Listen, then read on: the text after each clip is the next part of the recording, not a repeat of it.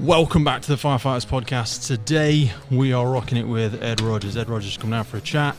Been in the fire service for 16 years, some awesome adventures. He's done some cricket background, he's got some rugby background.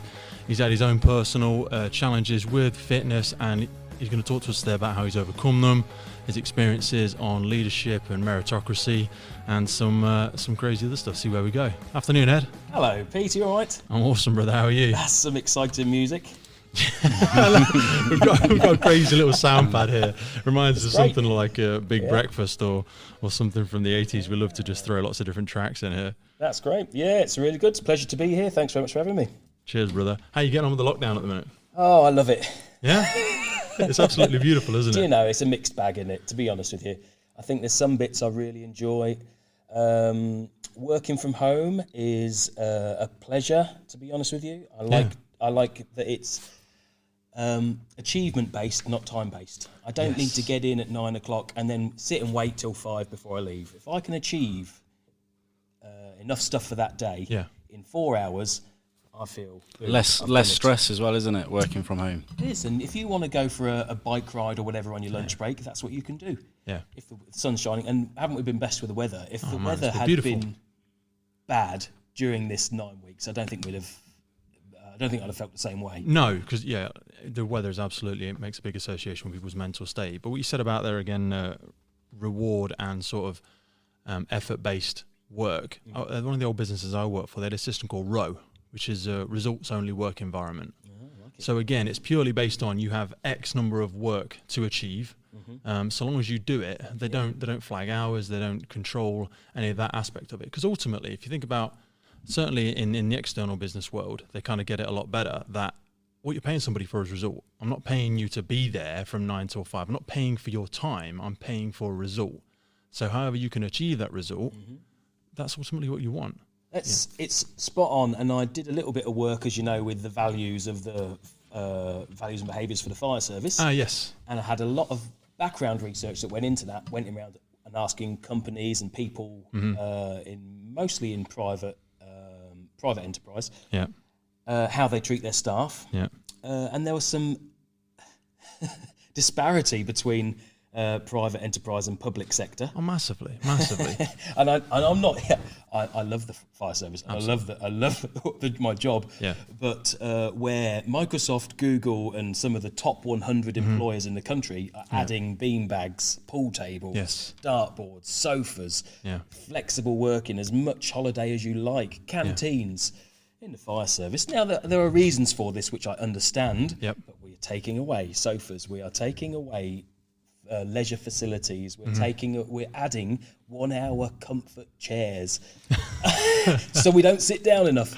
And so understand those reasons why. And honestly, as a manager of that, I see the reason why we did it, and we're a public service, and we're accountable to our people who pay our wages, which is the taxpayer. But there's an interesting disparity, isn't it? If it was Google or Microsoft or one of these leading companies, they would be adding in the things we're taking away because it's productive. So that's odd. I think for some of those larger companies, when I've looked at some of the similar studies, they're looking at the potential output of an individual and trying to create an environment around them to optimize that output. I think sometimes I've seen in certain fire services that they focus a lot more on the outcome, and they lose connection with the individual sometimes, and they forget the outcome comes from the individual. And if you just focus on the outcome and try and force the outcome and don't care and sort of create an environment for the individual, they're not going to create the outcome for you. It's kind of like putting the horse before the cart, if you know what I mean. It's classic John Adair leadership, task, team, individual. I think a lot of it with the bigger companies as well, it's about making that happy workforce, isn't it? Yes. So making the workforce, very, very happy, very comfortable within their environment, they're going to be more productive, aren't they? Engagement is ultimately what we're talking about there. Engagement's a wonderful word, and I think it can sometimes be banded around as a little bit of a buzzword. And ultimately, to me, what it means is trying to create, again, that environment where people aren't fearful of people within their circle, and they're more happy to share more of themselves. The more of themselves they can share, the greater environment they're going to create. Whereas if you're exerting a lot of energy worried about what's happening in your inner circle. So if we use the fire service as an easy example, if you've got a lack of trust or a lack of engagement within a team, whether that team be station-based or even service-wide, if there's always that worry about who's getting credit for something or who is or isn't putting in enough effort, you're worrying too much about the internal and you're not able to open yourself up to deliver your full potential. I think a lot of companies that I see out there create this circle of trust, let's call it that, and again, it can be used as a buzzword sometimes, but they create an environment where there is a lot of trust and you know that those in the higher echelons are truly going to look after you for your actions, and therefore it allows people to seek forgiveness rather than permission, do what they feel is the right thing to do. And we do see that a lot in the fire service sometimes. There's a lot of people that... There's those words are coming in now. So that's sort of things that we've been hearing from senior managers, and that's great. That's to be applauded. If it feels right and it's not going to damage the organisation and it's safe to do it, and seek their forgiveness afterwards. And that's a brilliant ethos to kind of work to, and I really appreciate that. Is it there all of the time? No.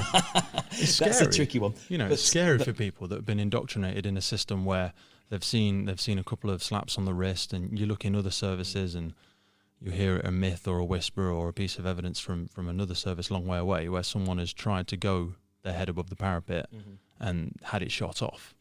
And as with any fire service, the rumour mill can start pumping out and perpetuating that to the point where it paralyses people into a fear of not acting at all. Thing is, on my very first day, so after training school, my very first day was at Central Station on Red Watch, and my watch manager was Andy Kirk. So I don't know if you were you in the fire service when he was around? Yep. Okay, so he was a fantastic watch manager and had been around the block and had been an operational watch manager forever and had some fantastic stories. And he called me in on my first shift happened to be a night shift. All right. So he called me in we started at 6 then, called me in at 7:05 after I'd done the checks, and he offered me a piece of advice, and it's about poking your head above the parapet. He said, Ed, keep your mouth closed and let them think you're rather than opening it and removing all the doubt. I love that. So sorry about the C-bomb, but there was actual words. Absolutely, you do see that a lot. If you've got to edit that one out with a beep, that's fine. But there were his words to me. In actual fact, they ring true still now. And to be honest with you, every now and again throughout my career, and maybe Pete, you can. Yeah, oh God. I've opened my mouth and let people think or remove the doubt that occasionally that's what I am. I think I can be. Words of certainly wisdom. for me, a long time ago, a lot of it came from fear. I was definitely the fool for a very, very long time, and I would fear the silence. Do you know what I mean? Where if you were in an environment and I started to feel that discomfort from my own paranoias start to grow, I would feel the need to inject energy into the moment. I would look for a rise from somebody or something. And you see it a lot. I think social media is a fantastic example where it's a bit of an echo chamber that we scream fire and then wait for the echoes to bounce back. And controversy is almost celebrated because it gets all of your likes, your shares, your double taps, your swipes. That's what gets the attention. It's very interesting because people search for notoriety in whatever way they can, status and notoriety. Males especially. I don't. Maybe it's the same for females as well, but certainly males, and the fire service is heavily male driven. And if you can't be notorious for being successful, clever, brilliant firefighter, you can still be notorious for being an idiot. Yeah, and both are equally valuable. But it's not just idiots as well.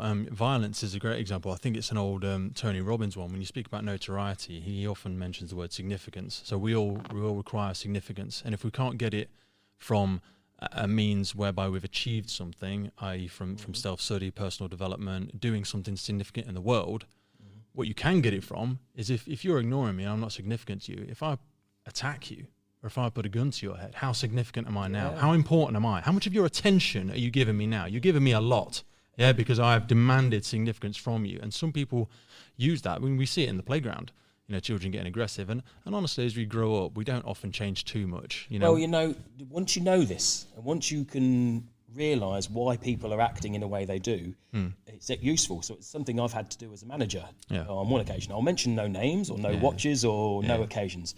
However, publicly in front of everybody else, I was called out on a fire engine as the watch manager, covering another watch. I was called out. And I was physically? Like, oh no, not for a fight. All right, okay. I mean, here's what I think about you and what you're going to do about it, kind of comment. Very nice. I went, where has that come from? Yeah. Why me? You don't know. Well, Where has that come from? And then I just thought, it's notoriety he's after. Yeah. And so just call him straight on it. Yeah. Straight on it and say, look, tell me why to do that was career suicide. Yes, potentially. You clearly don't care about that. Yeah. What you care about is what these other people around you think about what you've just said. Yeah. And that's Did you address it in a public forum? Straight to him in front of the other people. Just called him out on it and just said, you're doing that to make a show for your friends here, not because you feel deeply about the issue you're talking about. No. You actually don't care. Because if they wanted a significant outcome from that, it wouldn't have been the right platform for them to be addressing it. You know, they weren't looking for what you gave them. They weren't looking for interaction. They weren't looking for debate. They were just throwing a big rock and trying to make an impact on yourself. Once you recognise what motivates people, you have a far better chance of sort of dealing with it, don't you? Yeah. But yeah, it's a laugh anyway. But every now and again, conflict's healthy. It is and healthy. Every now and again, conflict gets the blood moving, and it's one of the emotions in life that's worth. That's why I play rugby. I love rugby because I just adore the conflict of it. Yeah. I don't mind. Honestly, I'm not a violent person. I've never had a fight outside of rugby. No. But my God, every Saturday, I have a pretty high yellow card count. I love the fact of because I've never particularly been a violent person at all, despite some of my adventures into performance enhancing drugs and all that sort of craziness. But when in a controlled environment, like when I was playing the days in roller hockey or when I do rugby and things like that, when it's in a controlled environment, I love to let that primitive side out because it's visceral, it's part of our nature and you'll never avoid it. I think there's an interesting one about arguments versus debates as well, though, because arguments, for me, is when emotion gets involved. So arguments can be very unproductive and they can get very personal and very nasty, you know. Whereas debates, I love a debate. I love a healthy debate. Me and my dad, whenever we get together and we're around the family, it can cause an uncomfortable position for people like my mum because we love to debate. Mm-hmm. I always call it poking the bear. Do you know what I mean? You'll always just have a little poke. It's a bit like fencing. Yeah. You know what I mean? No one's going to hurt anybody here, but we're going to try and have a little bit of an articulate tap dance and see if we can just outmaneuver each other. Yeah, it's great. And you know when you've lost a debate as soon as it gets personal. Yes. That's when you've lost. Yeah. But then that's still fun as well. It can be, as long as it's with a friend. I'm talking about amongst friends here. Yeah. I don't know, but most of my best friends, we're each other's harshest critics in life about the decisions we've made. Yeah. We're horrible. Like if anyone makes a decision... I always find that some friends are like really supportive in everything you do, as if I've never made a mistake. Yeah. Oh, Ed, well done. You know, you did your best. Never mind. Mm-hmm. No, my real mates are the ones saying, that's not helpful. You fucked right up there. Yeah. You honestly, what did you do that for? Christ. No, that's the sort of they're the sort of people you need. Because I think about people like that hold me accountable as well. Mm. You know, when you make some kind of bold claim, whether you're trying to, let's come back to fitness, if you're trying to go after a particular aesthetic thing, if you're trying to lose some weight or gain some weight, or if you're trying to compete to get in a rugby team or something like that, having those close friends by you who won't let you off on it, who won't go when you go, oh God, I'm not going to bother going on Saturday. A lot of people will go, it's all right, mate, yeah, this, it's not worth it, let's not bother. Whereas your real ones will go, man, I thought this is important to you. Come on, were you just telling, we just BS all the time or what? That one brings something out to me that I've always watched I watched a program a while ago, not just about sports, but it's very true in sports, but it's also true in politics and it's true in family life. There are, and I don't mean to, and there's obviously a continuum of both of these things I'm about to say. There are Roundheads and there are Cavaliers. Okay. And this is true in life. And the Roundheads are the Puritans who are strict trainers. They follow the rules. They don't slack off. Yeah. They don't go drinking after the game. Yeah. Their family life is pristine. Yeah. And they're good performers and consistent performers. The purists, yeah. Then there's the Cavaliers, and they go drinking. Yep. And they have exotic sex lives with multiple partners. And they slack off training. Yep. And then they go out and they bat for England and score 150 and win the game. Yeah. And there's Jeff Boycott is your Cavalier. Is your Roundhead. Yeah. Hard training, half grass, doesn't mix with the... And then Ian Botham is your Cavalier. Yeah. And in politics... Let's say that. I love politics. Yeah. There's no doubt about it. Boris Johnson is a Cavalier. Yeah. No, yes. I don't agree with very little he says, other than it's Nigel Farage, Cavalier. Yeah. They inspire something in people. Yeah. And they're controversial at ways, and some people may not see them. Presence. Yeah. And then let's think of Gordon Brown. I don't know. He's more of a roundhead. Yeah. Probably a very solid leader. Yeah. No one's going to remember him in 100 years, I don't think. No, and that's the problem. I mean, let's look back, maybe not 100 years, but look back to people such as Winston Churchill. You know, many controversial things happening in his personal life. Yep. And to be honest, when we talk about messing things up, he messed things up until, when did he become Prime Minister? In his late 50s, 60s? Oh, his when age. did he begin? Yeah. Oh, well, he was a politician forever, right through World War I, and made loads of mistakes. Yeah, I was going to say, because World War II started, and Neville Chamberlain was in charge, and then I don't know if it was halfway through the war, but pretty early on in the war, they said, "Ooh, Neville, you're not the guy for us." Yeah, he is, and he's our Boris-like character. But the interesting thing was, he was a wartime leader and an inspirational, charismatic guy. Yeah, he was. 6 months after the war ended, sorry if that's not quite right, it might be 10 months. Yeah. But he was voted out in a landslide. He was like, "We do not want you as a peacetime leader." No. And like, how could you go from national hero? He couldn't get over that. And what they wanted is But talking back about the different elements of individuals, I see that a lot in rugby. I know you made a couple of references to rugby and cricket and things like that. That was one of the reasons I struggled to get involved in rugby at a lower level base. Because when I was doing other sports, it was all so not serious for me, but I was attracted to the discipline. Do you know what I mean? I wanted it to be nasty. Do you know what I mean? I wanted to be up at 4 a.m, really, really going hard and going heavy. And then when I finished, I wanted to be straight into recovery and going for another run. And you know, I haven't drank alcohol since the age of 17. So I struggled with that social side, which I know was a crucial part of so many teams. Yeah. But you know, I looking back at it now, I wrongly judged that group as not taking it seriously and not having the same aspirations and stuff like that. But as you've rightly referenced, it's sometimes those moments and those environments that forge the greatest leaders who then go on to represent our national teams. I think imagine those Spitfire pilots taking it back to World War II, sitting around smoking, drinking gin, the bells ring, off they go, scramble and fight the Jerrys, come back and, tea and medals. Yeah. That camaraderie they have, the hours of not doing anything, having to play cards, jokes, whatever they're doing with each other, football, whatever it is, that camaraderie they have, that teamwork, that spirit they have is so important for what they do in that 2 hours they're flying and fighting with the Germans. Absolutely. And I mean, even if we use it as a micro example in the fire service, you know, I'm only going to speak of my only personal experiences, but when I've worked on different stations, different watches and stuff like that, we will spend a number of times sat around tables, either socialising, playing ping pong, playing a game, playing whatever.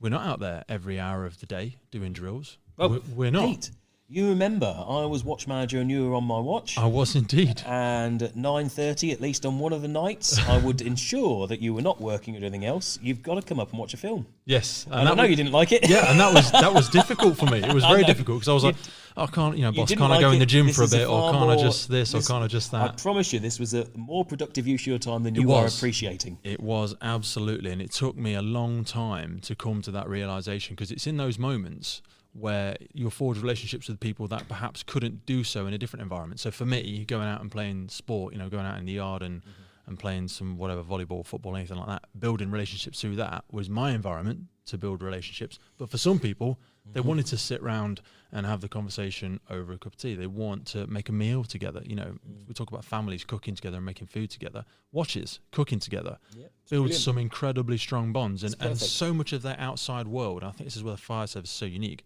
pours into creating those families, that you find on watches. And as you rightly said about the Spitfire analogy, all of that comes to fruition, comes to the precipice, if you will, when those two individuals who may not have been the closest to start with find themselves in a fire, shoulder to shoulder, walking down a hallway, walking down a staircase, having to place a great deal of trust in that other individual. So if all of these collective experiences from watch-based life hadn't been there, if we'd have just been outside throwing ladders up and running in and out of there, would we have been great operators? Absolutely. Would we have had the same visceral connection to each other? Probably not. Would be my strong debate. It's my view that it's really important. I don't think it's everybody's view, but it is my view that kind of thing is really important and should be encouraged, and especially as we're learning more and more about mental health. Yeah.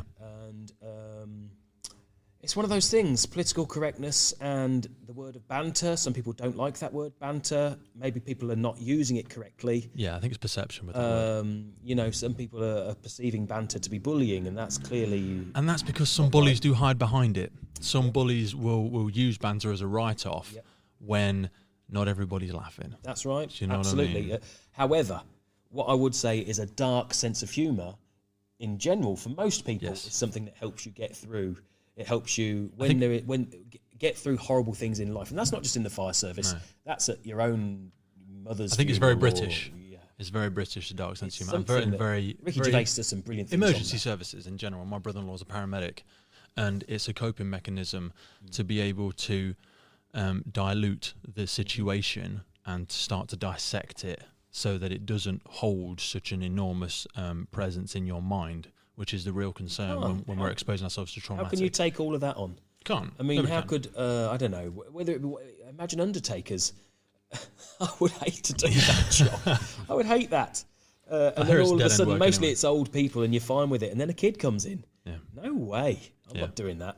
If you can't have a joke at work that would turn everyone else's stomach that you made that joke, but the people around you understand, I get that. I can forgive that.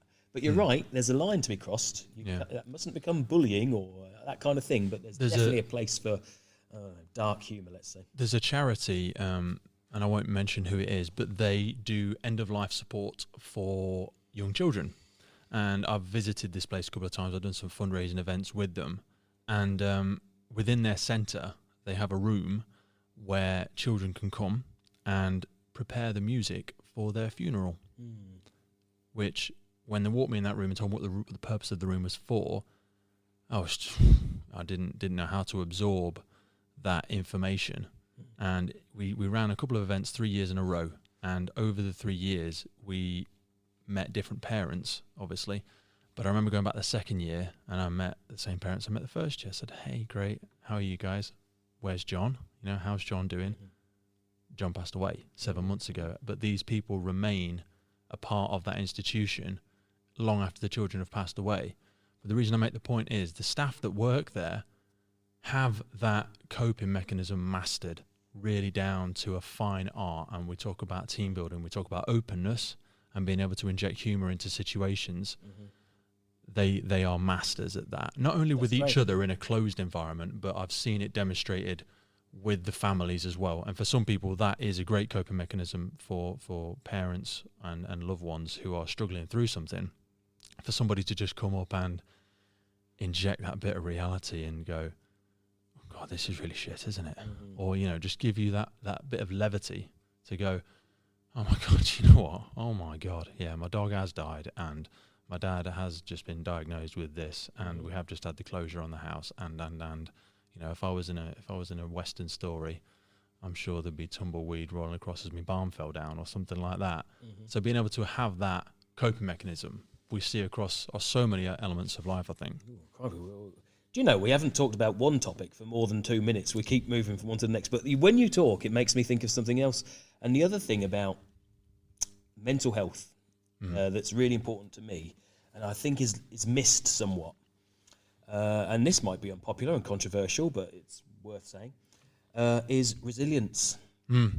So when you've got your barns fell down, your dog's dead, and your dad's been diagnosed with cancer, and you've lost your house, it is how you deal with it.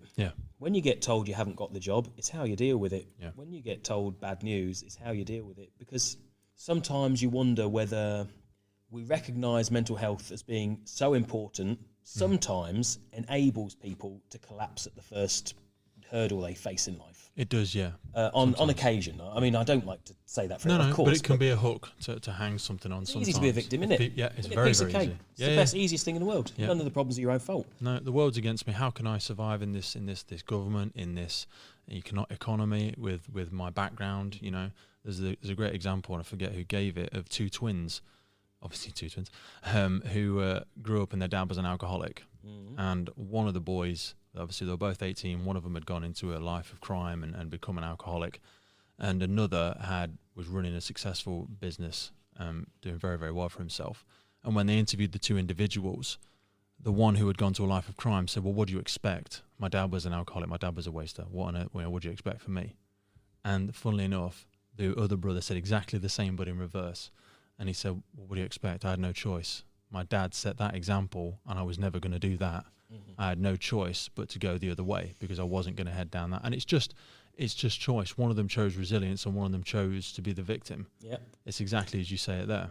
I think that's it. I think sometimes the difficult choice is you can go which way the wind blows or take the easiest path if you like, but that's it's exactly all it is. It's the easy path. It's about how you accept defeat, I suppose. I mean, Rich, you see a lot of defeat in the fighting world, but more often than not, I see people in the fighting world when I hear I only see professionals and stuff like that, obviously on TV. They are a lot more humble and they tend to take the learnings from it, but at a lower level. Do you see a lot more people get bitter about it and try and find the excuse, or? It's that saying, humble in defeat, isn't it? At a lower level, no, it's very much the same, to be honest with you. Is it? Yeah, you always learn a lot more from losing, don't you? But I mean, going back to how you handle things, going back to a fighting perspective though, there's nothing worse than getting your head kicked in, so to speak, in front of an audience. It's not just you've put a lot of hard work into it, but it's embarrassing. Yes, as well.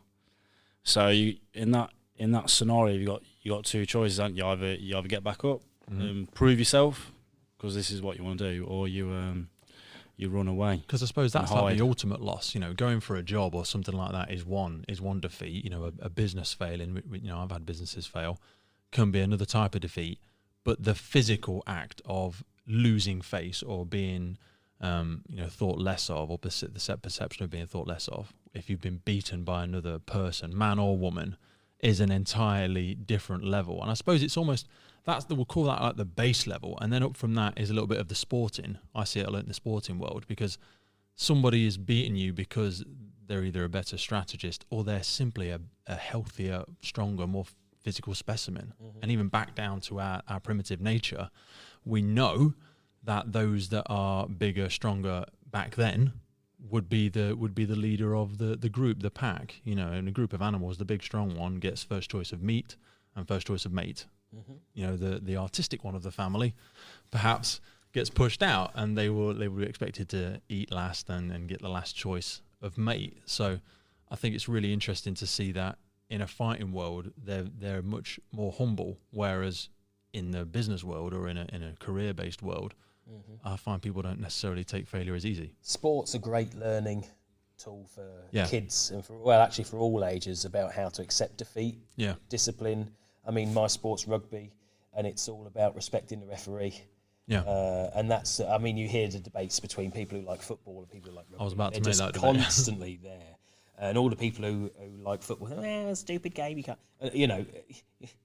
and all the people who like rugby are saying, look how you treat the referee. And this is me ranting now. No. Look how football is rotten from the very top, from Sepp Blatter or whoever was in charge at the time, right the way through to the fans. The only people who show loyalty in that game are the fans. They're the ones with the tattoo on there. They'll never change club. No. They'll never change club, and they spend their money there. The manager, the players, the chairman, the owners, the FA, UEFA, all the rest of them are interchangeable. They don't stick with one club or one philosophy. They just go with whatever.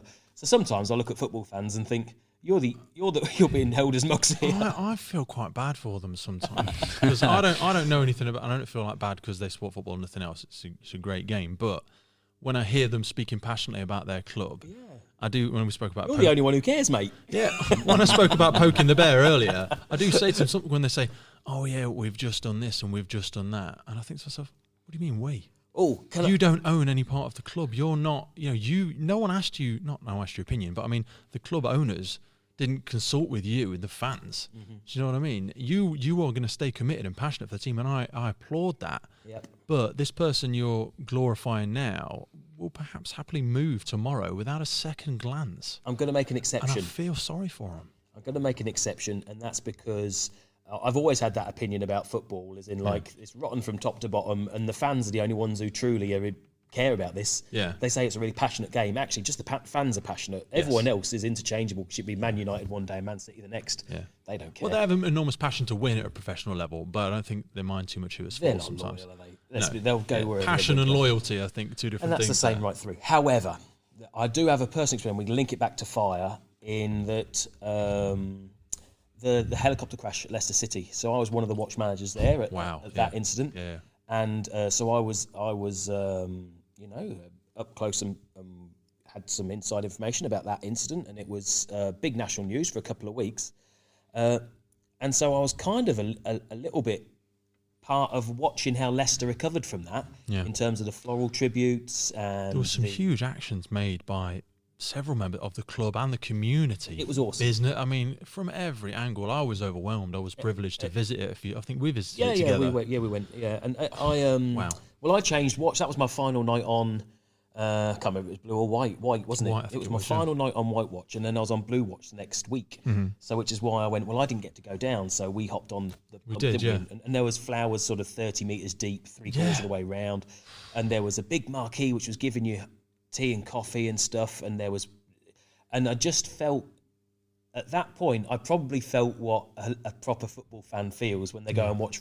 I just felt that it was a community. Yeah. And it was brilliant. And there were other teams coming. And so that was a really close moment. Mm. And that, for me, like I wasn't a Leicester City fan, football. Didn't really care either way. Yeah. However, now, I can't say I'm a Leicester City fan because I couldn't name you more than 3 players. Yeah. But what I can do is I will know on Saturday whether they won or lost because I just look out for it. Yeah. And I think, good for them. So, little personal things like that. Things like that really, really draw me to situations. And again, as you've said, whether it's sport or otherwise, it doesn't really bother me. This is where I often, and we're not going to go too far into religion, but I'm just going to dabble into it for a second. Well, go on, if you want to. In that, I'm not remotely religious, but I love churches. Yeah, okay. Because I love any place where people gather together for a collective reason that gives them fulfillment or joy. And this is sporting stadiums again, similar to churches, cathedral, mosques, anything like that for me, where a large group of people can gather together and feel a collective benefit is a wonderful thing, as long as they're not bringing harm to anybody or anything like that.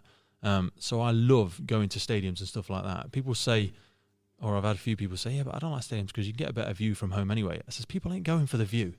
They're not going for the view. That's exactly why environments like that exist, because we want human connection. We want to feel part of a pack. We want to feel part of something greater than ourselves. And I think stadiums, churches, mosques, fitness centres such as Rich's give people that sense of community. I mean, Rich, you've said before, fitness means lots of different things to different people, but to you, this means community. It doesn't necessarily just mean fitness. Yeah, it's all about the community. But going back to when you say gatherings and stuff, it's the energy people feel from being in that place for the same thing. They're all there for the same purpose, if you like, aren't they? Yeah. It's what they feel together, and that's how you get that energy within the room. So, Ed, jumping back onto fire service. Back on topic. Question we'll quickly segue away from it. We said you've been in 16 years now? That's right, yeah. So you're not that old necessarily. So what did you do before the fire service? Oh, well, I messed about doing other jobs. But the job I did directly before the fire service, I was in recruitment. But I was... it was a bit more like a headhunter, really. So I did sort of recruitment of managers for the food industry. So, for example... the guy who is the factory operations manager at British Sugar, and Tate and Lyle need one. Okay. So I approach him and say, "Do you want to go work for them?" Scout them over and that kind of thing. Yeah, headhunting, I suppose. It's kind of, and it was all about relationships with people. Because then when you do that, if that person was to successfully move across, you then know that British Sugar have got or Tate and Lyle have now got a vacancy. Yeah. So you go to their HR. And you just slide your dominoes around. Sliding people around. Yeah. That's clever recruitment. That's how it works. Platforms like LinkedIn, people have made huge businesses from that sort of building relationships and becoming that key person of influence in certain societies and certain areas of sectors. Recruitment, what you learn is there's a lower level, they leave you there to fail. It's a very tough, cutthroat business, so you'll find a lot of people who are recruitment and they're recruiting lower level jobs. There's a high turnover. It's really difficult. It's a proper sales job which has got a low basic pay and then you get paid some commission on top. And really good people can be successful at that. Yeah. But there's a lot of people who just find it hard. It's hard going and it's unstable work. But what you learn is that it's about the benefit of face-to-face interactions. So forget just speaking to a candidate on the phone. Yeah. Because another recruitment consultant met that candidate face to face. Yeah. Who do you think he's going with? Yeah. So human connection again. And just going to meet him at his wherever, a coffee shop somewhere, seems like a waste of your time because you're not earning any money. But what you're doing is you are creating a obligation. Yeah. And that is you're something front loading the relationship a little bit, aren't you? And that's sales. Yeah. And in the fire service, especially in community safety, what I'm selling is safety messages. Yeah. So how do I get the community obligated to listen to me? Yeah. That is by face-to-face interactions, Yep. a number of interactions with them before you try and sell to them, because who likes a cold call? No one. Knock, knock, knock. I'm here to sell you some windows or a car. Yeah. You're never going to do it when someone rings your phone and I'm just calling for it. You're not interested. But if you've seen that person 3 or 4 times before, you're priming them, and then boom, hit them with your sale at point number 5, and that's how 4 to 7 interactions. I think it's something like that. Well, we that's how I try and run community safety. Yeah. In terms of they need to have seen us. Now, to be fair, they've probably seen the fire engine go past. That's interaction 1. Yeah. They've probably watched London's burning. That's interaction 2. Yeah. They have a decent. You've got a great knowledge. USP as well. You know, We've said this before, haven't we? On something else. It's like they have to know you, they have to like you, they have to trust you, and then they'll buy from you. That's right. It's the next logical step. And sometimes they're buying something physically, or they're joining a gym, or they're buying. Or they're buying into your movement, or they're just supporting and celebrating you. They're just buying what you're saying. Yeah. And often you see it with some public figures that don't necessarily have a product, you know, in inverted commas, to sell. People are dying to get a piece of them. Do you know what I mean? And whatever that person punches out at some point in time soon races off the shelves because they've built so much depth in the relationships with people. I mean, you've used the examples of recruitment and fire safety, but life is sales. Do you know what I mean? I say to my wife sometimes, and as she rolls her eyes across the dinner table to me, and I'll say, you know, you're selling to the kids. We're always selling to the kids. You've got a picture of kids are the best salesmen. Absolutely the best, because they don't take no. Yeah? Can I have this now? No, darling, you can't have it now. How about in 5 minutes? How about if I have half of one? Okay, well, if I have one in 5 minutes, does that make I have one at 8 o'clock? Is that the last one I can have today? And this is all it's about. This is sales. Yep. Do you know what I mean? People feel like it's pestering somebody, but it's not. You're constantly turning the cube. You're constantly spinning it around, seeing it from a different angle. Someone a bit. Oh, yeah.